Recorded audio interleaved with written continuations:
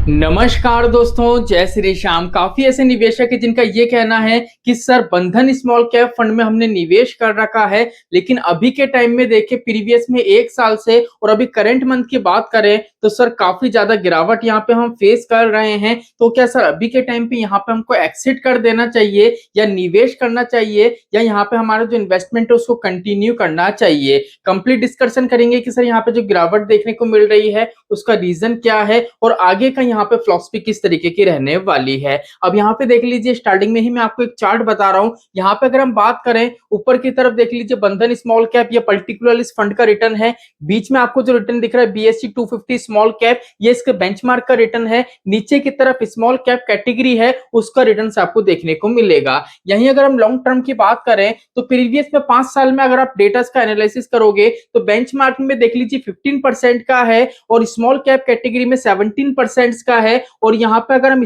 बंधन small cap fund की बात करें तो यहाँ पे देख लीजिए 22% के आसपास का रिटर्न इस फंड ने जनरेट करके हमको दिया है। यही यही अगर हम प्रीवियस में 3 साल की बात करें तो इस फंड का रिटर्न देख लीजिए 27 प्लस है। यहीं अगर हम इसके बेंचमार्क का देखें या इंडेक्स का देखें तो 16-17% के आसपास का दिखेगा। मतलब लॉन्ग टर्म में अपने इंडेक्स और कैटेगरी दोनों को उसने अच्छे खासे तरीके से बीट करा है। अब यहाँ पे हम बात आती है कि सर मान लीजिए मार्केट में जब गिरावट आती है उस तौर पे इस फंड का परफॉर्मेंस कैसा है। तो यहाँ पे देखो, अगर हम प्रीवियस में 1 साल की बात करें तो बेंचमार्क में 6% की और इसका पर्टिकुलर जो कैटेगरी है उसमें 3% का करेक्शन देखने को मिला है।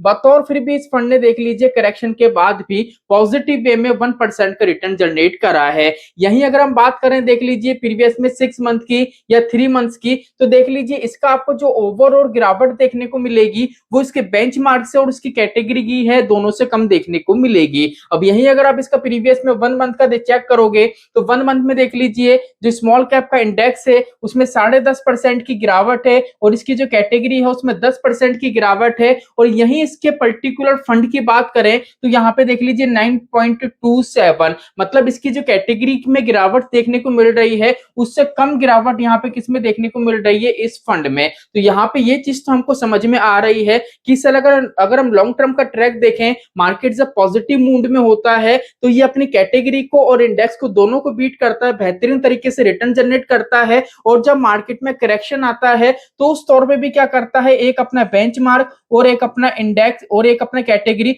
दोनों को क्या करता है, ये बीट करता है और एक स्टेबिलिटी प्रोवाइड करता है। तो आप ये सोच रहे हैं कि सर इस फंड में हमको करेक्शन देखने को मिल रहा है, तो अगर आप चेक करोगे तो भैया करेक्शन इसमें आपको कम से कम देखने को मिल रहा है, क्योंकि यहाँ पे काफी अच्छी स्टेबिलिटी आपको देखने को मिल रही है। कैसे देखने को मिल रही है, अगर यहाँ पे आप असेट्स एलोकेशंस की बात करोगे, ठीक है, सेक्टर एलोकेशन की बात करो तो यहाँ पे देख लीजिए एनर्जी वाला पार्ट कितना है, 4.67। मतलब यहाँ पे फंड मैनेजर ने कुछ इस तरीके से स्टॉक का सिलेक्शन करा है जिस पर्टिकुलर सेक्टर में काफी ज्यादा करेक्शन देखने को मिल रहा है उनका अलोकेशन से यहाँ पे कम कर दिया है, और जिस सेक्टर का देख लीजिए मार्केट में पॉजिटिव जोन है उसमें क्या कर दिया, अन्य अलोकेशन इंक्रीज कर दिया है। तो यहाँ पे क्या है, इस वजह से आपको स्टेबिलिटी मिल रही है। ये कंप्लीट थोड़ा सा वीडियो है, 5-10 मिनट का है, पूरा वीडियो वॉच करना, कंसेप्ट क्लियर हो जाएगा, एक एक चीज बारीकी से हम समझेंगे।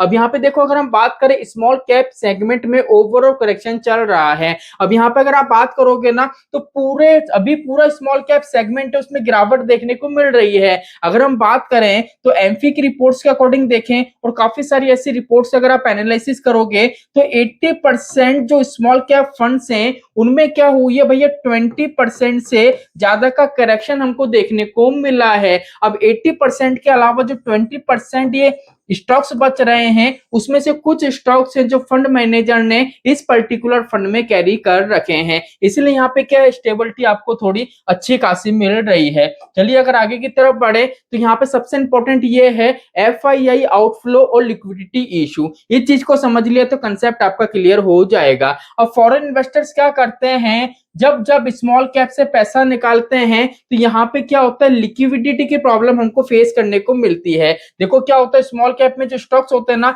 उनकी लिक्विडिटी कम होती है, और जो एफआईआई है कंटिन्यू वे में पैसा निकालते हैं, तो यहाँ पे सेलिंग प्रेशर है उससे काफी ज्यादा इंपैक्ट पड़ता है, और यहाँ पे क्या होता है भैया, करेक्शन हमको देखने को मिलता है। ठीक है, अब लास्ट एंड फाइनल पॉइंट है जिससे आपकी सारी चीजें क्लियर हो जाएगी। अब फंड क्या करता है भैया, हाई रिस्क एक्सपोजर करता है। अभी के टाइम में देखोगे तो यहाँ पे आपको 245 के आसपास के स्टॉक्स आपको होल्डिंग के रूप में देखने को मिलेंगे। लेकिन यहाँ पे मैं आपको बता दूं, स्मॉल कैप का इंडेक्स क्या होता है, small cap 250 total return index. लेकिन यहाँ पे हम बात करें ना, अभी के टाइम में बात करें तो निफ्टी 500 के जो स्टॉक्स होते हैं उसके बाहर के जो स्टॉक्स होते हैं ना वो भी फंड मैनेजर ने इसमें कैरी कर रखे हैं। इस वजह से यहाँ पे क्या है, काफी ज्यादा वॉलेटिलिटी आपको देखने को मिलती है, हाई रिस्क आपको देखने को मिलता है। अब आप बोलोगे कि सर स्मॉल कैप का फंड है तो स्मॉल कैप के तो 250 स्टॉक्स होते हैं, तो ये 500 स्टॉक्स का क्या लेन देना है।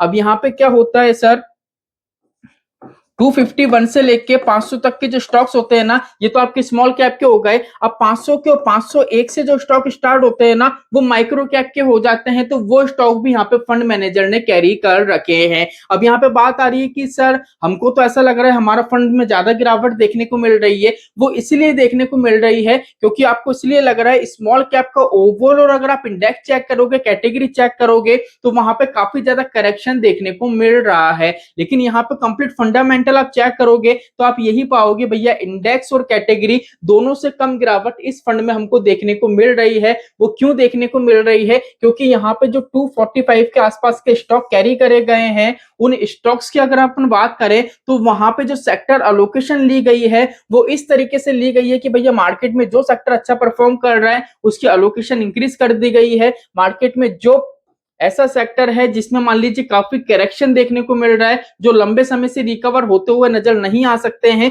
उनकी अलोकेशन यहाँ पे कम कर दी गई है। तो कंप्लीट अगर यहाँ पे आप चेक करोगे तो फंडामेंटल काफी स्ट्रांग है, एक्सिट करने जैसा कुछ भी नहीं है। नया पैसा तो निवेश कर सकते हो, पैसा नहीं है तो सिस्टमेटिक तरीके से शांति रहिए, लेकिन किसी भी तरीके की स्विच और एक्सिट यहाँ पे मत करिए। ये छोटा सा वीडियो था, डिटेल वीडियो में मैंने आपको बता दिया है फंड का फंडामेंटल काफी ज्यादा स्ट्रांग से, एक्सिट करने जैसा कुछ भी नहीं है। बिकॉज अगर यहाँ पे हम बात करें स्मॉल कैप कैटेगरी में तो टॉप 10 की पोजीशन में ये फंड्स आपको नजर आएगा, और बेहतरीन तरीके से फंड मैनेजर ने इस फंड को अच्छे खासे तरीके से मैनेज भी कर रहे हैं। तो चलिए आज के लिए इतना ही, मिलते हमारी नेक्स्ट वीडियो में। जय श्री श्याम दोस्तों, जय श्री राधे।